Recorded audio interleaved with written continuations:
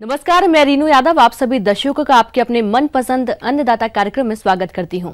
अरंडी की खेती अपने राज्य के जोधपुर, बाड़मेर, जालौर, पाली, सिरोही जिले में मुख्य रूप से की जाती है और जिन किसानों ने अरंडी की फसल लगा रखी है उनके यहाँ अरंडी की तुड़ाई हो रही है। तो किसान भाइयों, आप अरंडी की तुड़ाई करते समय किन किन खास बातों को ध्यान में रखें, इस बारे में जानकारी दे रहे हैं राजस्थान कृषि महाविद्यालय उदयपुर के assistant professor doctor RS Chaudhary. अरंडी की फसल मुख्यतः खरीफ की फसल है, तेल वाली फसल है। और पहले मैं आपको बता दूं कि अरंडी का जो तेल है वो मुख्यतः उद्योगों में काम आता है, मशीनीकरण में काम आता है और काफ़ी उपयोगी तेल है। आज हम बात करते हैं अरंडी फसल की परिपक्वता की पहचान की। तो सामान्यतः अरंडी की फसल 6 से 8 महीनों में पककर तैयार हो जाती है, लेकिन सभी फल एक साथ नहीं पकते।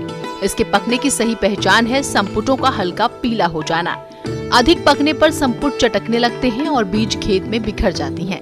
अतः कटाई के लिए ना तो उन्हें अधिक सूखने देना चाहिए और ना ही हरे फलों को तोड़ना चाहिए। जब लगभग 75% फल पक जाएं, तब पुष्प गुच्छ तुड़ाई कर लेनी चाहिए।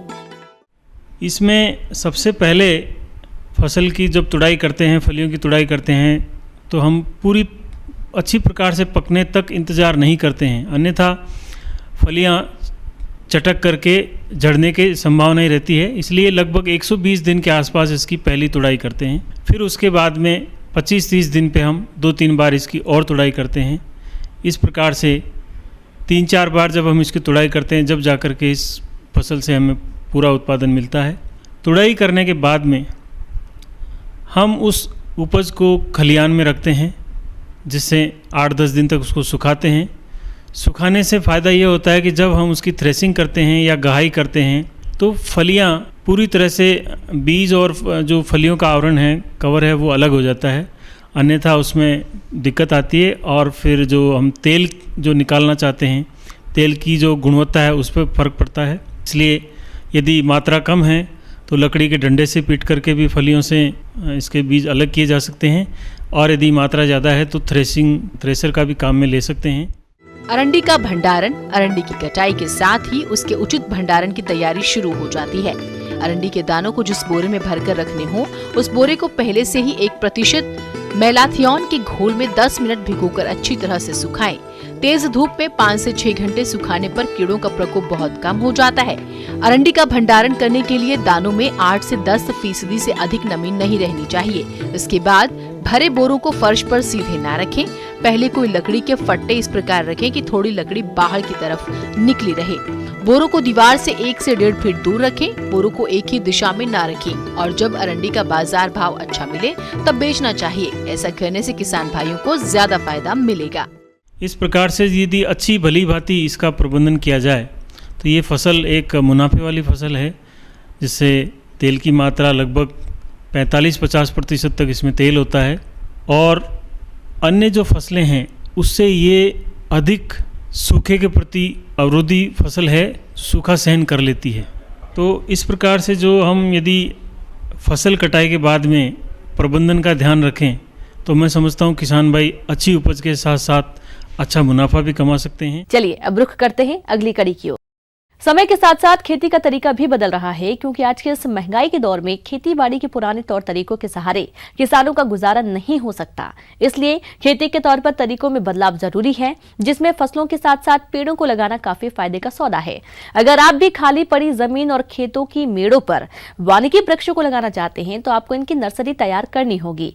तो आप किस प्रकार से करें वानिकी वृक्षों की नर्सरी तैयार, आइए जानते हैं कृषि वैज्ञानिक डॉक्टर DK दास। अभी के समय में वानिकी पौधशाला के लिए जो बीज संग्रहण कर चुके हैं या फिर कर रहे हैं, तो वैसी स्थिति में आप सागवान को और फिर महोगनी को अपने नर्सरी बेड में जरूर लगा लें। नर्सरी या पौधशाला वो स्थान है जहां बीज की बुवाई, पौधों को तैयार करना, तैयार पौधों की देखभाल और उन्हें रोपण के लिए स्थान उपलब्ध कराना होता है। सामान्य तौर पर नर्सरी में फल, फूल, सब्जी, औषधीय और वानिकी पौधों को तैयार किया जाता है। नर्सरी या तो आप खुले प्रक्षेत्र या पॉली हाउस अथवा ग्रीन हाउस में तैयार कर सकते हैं। पॉली हाउस अथवा ग्रीन हाउस में पौधे लगाना खुले की अपेक्षा अधिक फायदेमंद होता है। सिंचाई निश्चित तापमान, आर्द्रता एवं नमी मिलने की वजह से साधारण रूप से उगाए गए पौधों की अपेक्षा गुणात्मक एवं परिणात्मक रूप से काफी बेहतर होते हैं। नर्सरी बेड तैयार करने के लिए हम 1 मीटर चौड़ा रखते हैं और लंबाई बीज की उपलब्धता पर निर्भर करती है और लगभग मात्र 5-5 सेंटीमीटर की दूरी पर इसे हम लगाते हैं और ऊपर से फिर पलवार डाल देते हैं। तो और फिर हम उसे हाजरा से पानी से सिंचाई कर देते हैं। और यह ध्यान रखना पड़ेगा कि जब जर्मिनेशन स्टार्ट हो जाता है, जब उसमें अंकुरन शुरू हो जाता है, तो ऊपर से पलवार निश्चित रूप से हटा लें और तब फिर 2-3 महीने के बाद उसे प्रतिस्थापित करें दूसरे नर्सरी बेड में। तो ऐसी स्थिति में कम से कम आप 50 सेंटीमीटर की दूरी पर उन छोटे छोटे पौधों को लगाते हैं। प्राथमिक नर्सरी वो स्थान है जहां मूल वृंत तैयार करने के लिए बीजू पौधों की बीज की बुवाई की जाती है। इसके लिए विभिन्न प्रकार की क्यारियां, प्रोट्रे, प्लास्टिक क्रेट्स का प्रयोग किया जाता है। जिनके बीज छोटे होते हैं उनकी बुवाई प्राथमिक पौधशाला में कर सकते हैं और बीज अंकुरण के 15 से 20 दिन पश्चात उनको द्वितीयक पौधशाला में स्थानांतरित कर दिया जाता है। द्वितीयक पौधशाला हेतु उपलब्ध 4 इंच चौड़ाई और 10 इंच लंबाई की पॉलीथीन थैलियां लेकर 5 से 6 छिद्र कर लें। इसके बाद थैलियों को भरने के लिए पौधशाला की क्यारियों में ही छनी हुई गोबर की खाद, चिकनी मिट्टी और बालू रेत को बराबर भाग में मिलाकर मिश्रण बना लें और फिर थैलियां भरना शुरू करें। थैलियां भरकर क्यारियों में सीधे रखें, जिससे छोटे पौधे कलम लगाने और पानी देने में आसानी होगी। साथ ही आप इनमें दूसरे पौधों को भी लगा सकते हैं। तो इस तरह से एक बेड से दूसरे बेड पर यदि आप उन छोटे पौधों को ले आते हैं तो उसमें प्रतिरोध क्षमता वातावरण के प्रति बढ़ती है। और ऐसे समय में आप पॉपुलर के भी कटिंग को जरूर लगा लें। और पॉपुलर की कटिंग को यदि आप नर्सरी में लगाते हैं तो एक कटिंग से दूसरे कटिंग की जो दूरी है लगभग 60 सेंटीमीटर क्यारियों में उसे लगाएं।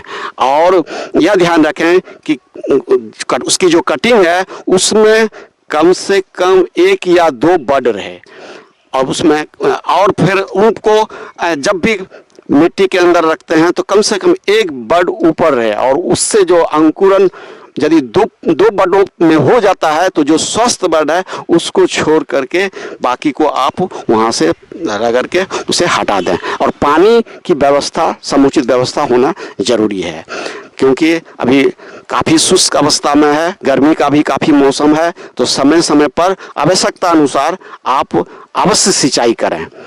और फिर उसके बाद कई तरह के वन वृक्ष होते हैं, उनका एक अलग ही संग्रहण का समय होता है, लेकिन अप्रैल तक आप प्राय सब वन वृक्षों के बीजों को आप संग्रहित कर सकते हैं। नर्सरी में मुख्यतः हरी मक्खी, मिलीबग, स्केल कीड़े, लाल मकड़ी, लाही तथा घोंघा प्रमुख रूप से लगते हैं। रोगों में ग्रे मोल्ड, जड़ विगलन तथा तना का कैंकर प्रमुख रूप से आता है।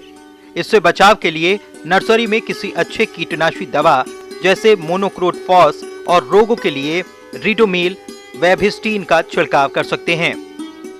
अब ये जब पौधे जब बड़े हो जाते हैं 3 महीने का, 4 महीने का, तो याद रखेंगे, ख्याल करेंगे कि बरसात के समय में उसको जहां आपको फील्ड में लगाना है वहां आप पहले से ही खोदे हुए गड्ढे में 2.5 केजी या 3 केजी के करीब, यदि 1.5 फीट लंबा, 1.5 फीट चौड़ा, 1.5 फीट गहरा गड्ढा है तो उस मिट्टी के साथ गोबर का खाद, पुराने गोबर का खाद मिला लें और 200-250 के करीब वर्मी कंपोस्ट भी उसे मिला सकते हैं, ताकि मिट्टी में जो पानी को सोखने की जो क्षमता है, पानी को जो एब्जॉर्ब करके रखने की जो क्षमता है वो बनी रहे। तो इस तरह से आप प्लांटेशन आप अपने खेतों में अच्छे ढंग से वैज्ञानिक तरीके से कर सकते हैं। कृषि वानिकी हेतु वृक्ष का चुनाव। इस कार्य को करते समय ध्यान रखना चाहिए कि पेड़ तेज गति से वृद्धि करने वाला होना चाहिए। पेड़ की जड़ें गहराई तक जाने वाली होनी चाहिए।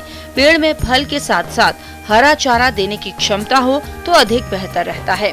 पेड़ का मुख्य तना सीधा और गोल तथा कम शाखाओं वाला होना चाहिए।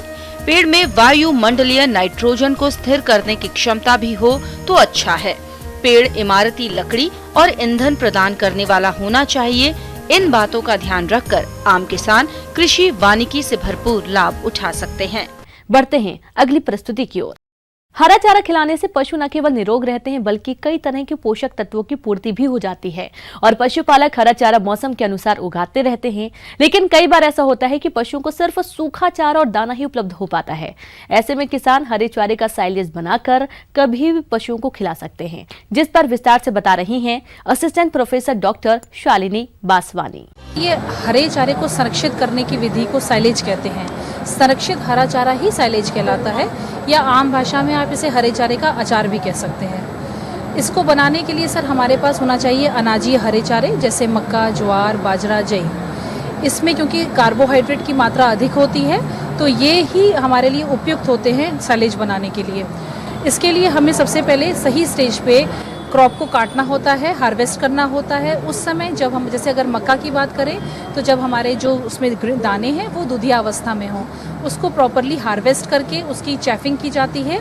2 से 4 सेंटीमीटर के पार्टिकल साइज होने चाहिए।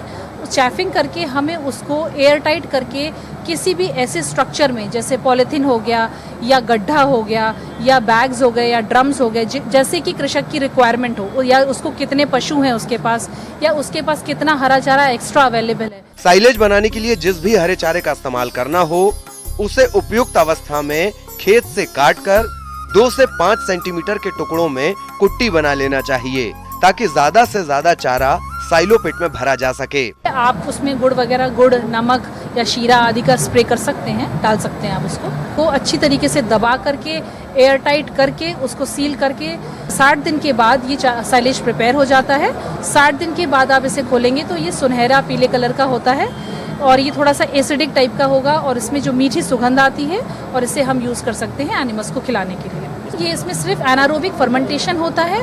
फर्मेंटेशन के दौरान इसमें लैक्टिक एसिड प्रोड्यूस होता है और ये लैक्टिक एसिड हमारे पशुओं के जो र्यूमन होता है, जो पेट होता है, उसमें ऑलरेडी प्रोड्यूस होता है। तो ये वैसे ही उसके लिए ज़्यादा पाचक है और जल्दी डाइजेस्ट होने वाली चीज़ है। दूसरा, अगर हम व्यवसाय की दृष्टि से देखते हैं तो हम इस मशीन के थ्रू भी इसको तैयार कर सकते हैं। ये मशीन में 4 ड्रम्स लगे हुए हैं जिसमें हम इसमें पॉलीथीन डाल देते हैं और इसमें हम एक तरफ से जो चैफर है वो ट्रैक्टर ऑपरेटेड है। चैफर जो है साथ, जब इसमें हम चारा डालेंगे, चैफिंग होगी। चैफिंग के बाद ये सारा जो चारा है उसमें ड्रम्स में डिस्पोज होगा और साथ ही साथ ये उसको कॉम्पैक्ट करेगा हाइड्रोलिक प्रेशर के थ्रू। कॉम्पैक्शन के बाद ये बिल्कुल कॉम्पैक्ट हो जाएगा। एयर टाइट करके हम उसको सील करके रख लेते हैं, प्रोवाइडेड उसमें कोई एयर ना जा सके अंदर, जिससे कि उसमें जो है ये वायु रहित एनवायरनमेंट बना रहे और अंदर से कोई स्पॉइलेज न शुरू हो सके। अब हमारे पास ये है कि हम इस टेक्निक में जो ये साइलेज है ये हम अपने पूरे प्रदेश में इसको डिसेमिनेट कर सकते हैं, इसको पॉपुलराइज कर सकें, ताकि हमारे जो पशुपालक हैं वो लाभान्वित हो सकें और वो अपने एनिमल्स की प्रोडक्टिविटी को बढ़ा सकें। और जिस समय उनके पास हरा चारा उपलब्ध नहीं है वो अपने पशुओं को साइलेज खिला करके, या जो हमारे गांव में जो यूथ हैं वो इसको एक एंटरप्रेन्योरशिप का जरिया बना करके इनकम जनरेट कर सके नया।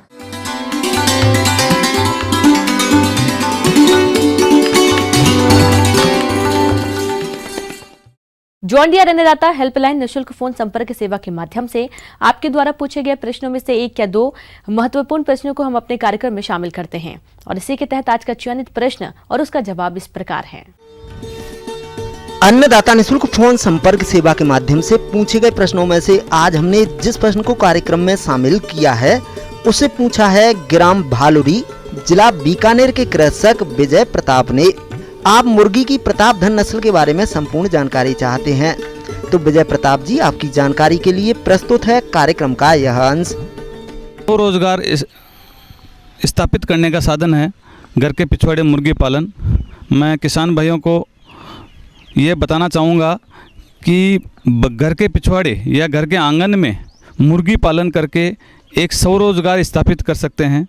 और इस स्वरोजगार के स्थापित करने के लिए सबसे पहले जो मुख्य चीज़ का ध्यान रखते हैं वो है कि घर के आंगन में या घर के पिछवाड़े में किस तरह की अपने मुर्गी का चयन करते हैं।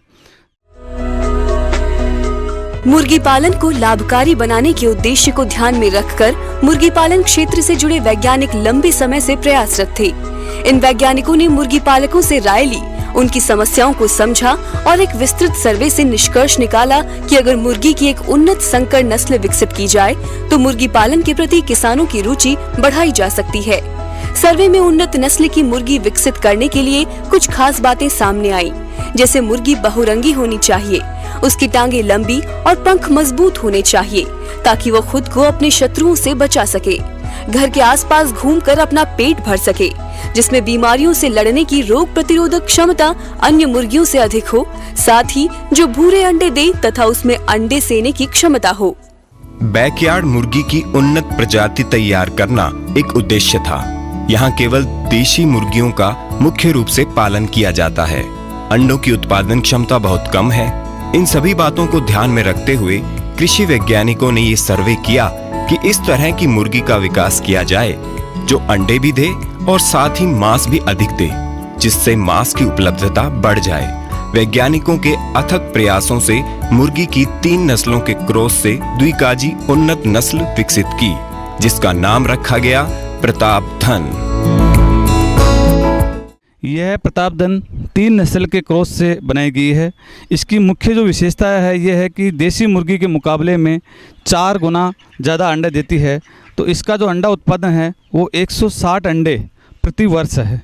और इसी के साथ साथ जो इसके शरीर का जो वज़न है वो देसी मुर्गी से 70% ज़्यादा रहता है।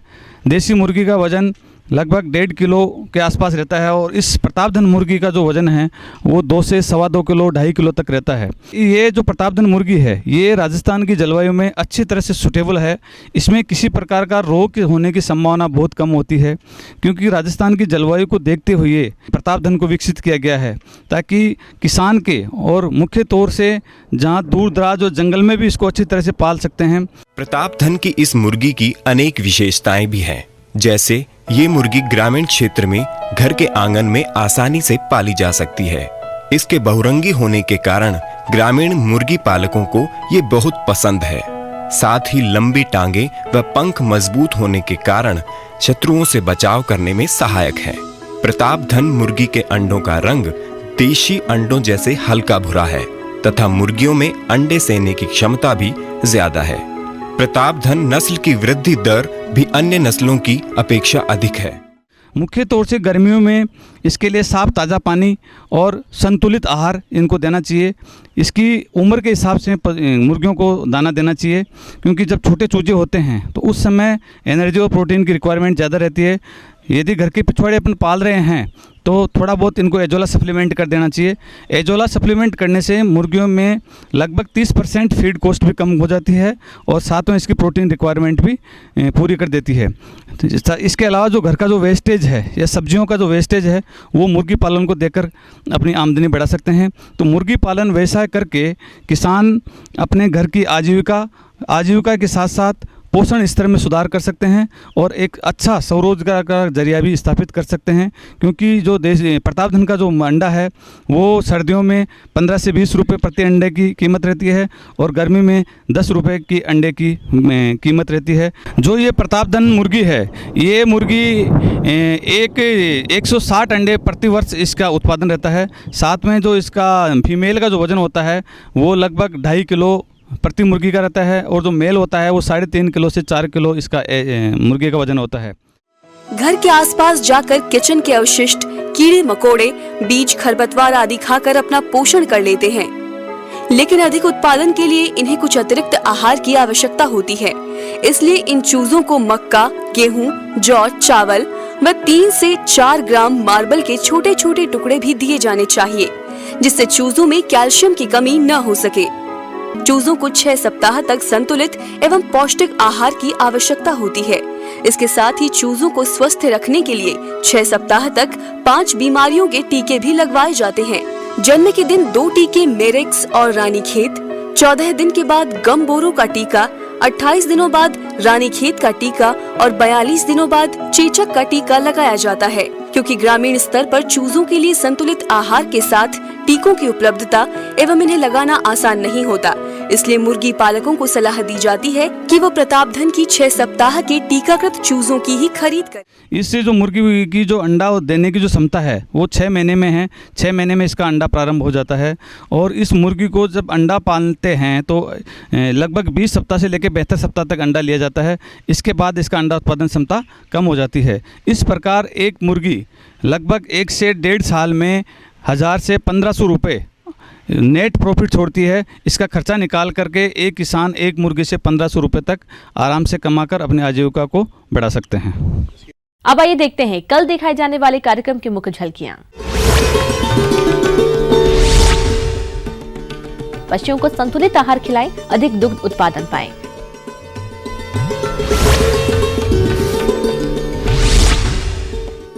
अधिक फलन के लिए अमरूद के बाग में करें जरूरी कार्य। हम यह उम्मीद करते हैं कि आज का कार्यक्रम आप सभी दर्शकों के लिए उपयोगी रहा होगा। किसान भाइयों, अन्नदाता आपकी सेवा के लिए संकल्परत है। कृषि संबंधित समस्या एवं सुझावों के लिए आप हमें इस पते पर संपर्क कर सकते हैं। प्रोड्यूसर अन्नदाता news 18 Rajasthan, Ramoji film city Hyderabad 501512। साथ ही आप हमें ईमेल भी कर सकते हैं। हमारा ईमेल है p18annadataraajasthan@nw18.com। और इसके अतिरिक्त आप हमें जॉन डियर निःशुल्क हेल्पलाइन नंबर 1800419215 पर सोमवार से शनिवार सुबह 10 से शाम 4 बजे के बीच संपर्क कर सकते हैं। किसान भाइयों, अब समय हो रहा है आपसे विदा लेने का, तो हमारी अन्नदाता टीम को दीजिए इजाजत। कल फिर आपसे मुलाकात होगी कृषि संबंधित कुछ और महत्वपूर्ण जानकारियों के साथ। नमस्कार।